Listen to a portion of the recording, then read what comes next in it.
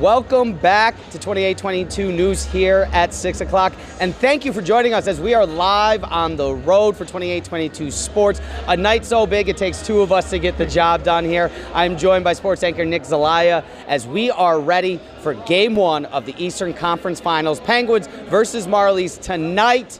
First time in nearly 2 decades. Nick, I know you've been here all afternoon. We got a chance to get to practice yesterday as well. What's the atmosphere of the team? I think they're pumped for this one. Obviously, after Saturday's win in Game 5, you score 8 goals, you tie multiple playoff records. If that doesn't get you pumped moving on to the next round, I don't know what will. Obviously, they're carrying a lot of momentum. They ran into a Springfield team that had been the Cinderella of the Calder Cup playoffs up to this point. It took all 5 games to knock them out, but they did, and now they get a Toronto Marlies team, and they haven't beaten a Canadian team in the postseason ever, so an opportunity in this series. Yeah, an opportunity to make history again. We mentioned what it means to the team. What's it mean to the Wilkes-Barre area? About 2 decades worth of time. We got about 30 seconds here, but what does it mean tonight to be hosting the game one more time? It's growing the sport of hockey in the area, one that you don't see it as often other than the Penguins, and I think Wednesday's crowd was a great showing of how passionate these fans are, especially for the Penguins, and seeing them winning here in late May and possibly early June.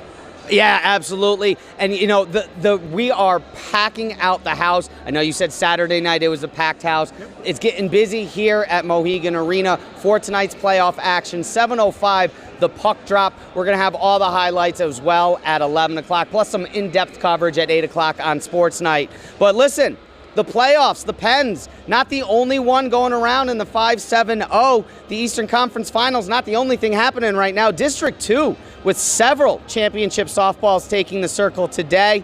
A big one going on as we speak as well. Dunmar and Montrose, that's the headliner, near 2 unblemished AA teams for that crown. District 4 as well, a pair of games going on. Top-seeded Jersey Shore. They're taking on Central Columbia, that for the District 4A title. Mifflinburg, is that Dunder Mifflinburg or Mifflinburg? Mifflinburg and the Warriors run the 7 seed there. They go up against each other at the 3A level. And the Rail Riders were in action as well. They played some morning baseball. Unfortunately, the Scranton Bats, they didn't get the wake-up call this morning. Rail Riders held to just 4 hits, 1 run. The Worcester Red Sox, they get the breakfast ball game 8-1. And Dom Hamill falling to 1-7 on the season with the loss, a 9.40 ERA. But hey, that's going to do it for us right now as it's getting loud.